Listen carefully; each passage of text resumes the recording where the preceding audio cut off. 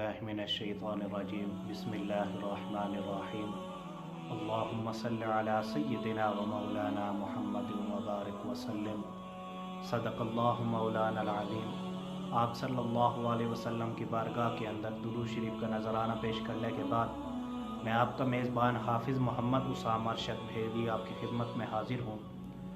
آج ہم چوتھے روزے کی عبادت سے متعلق سنیں گے، تو سامعین محترم یاد رکھیں، بعد نماز فجر سورہ فاتحہ آپ نے 7 دفعہ پڑھنی ہے۔ بعد نماز فجر سورہ فاتحہ 7 مرتبہ۔ بعد نماز ظہر یا حیو یا قیوم 100 دفعہ پڑھنا ہے۔ یا حیو یا قیوم 100 دفعہ بعد نماز ظہر۔ بعد نماز عصر دعائے جمیلہ آپ نے 3 دفعہ پڑھنی ہے۔ دعائے جمیلہ 3 دفعہ بعد نماز عصر۔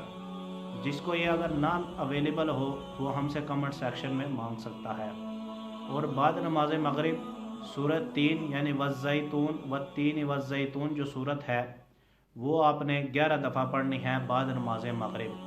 11 دفعہ والتین والزیتون سورت 11 مرتبہ بعد نماز مغرب۔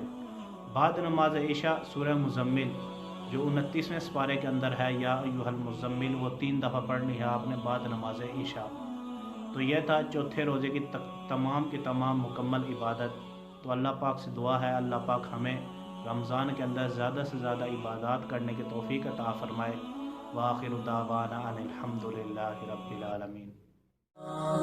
اللہ اللہ اللہ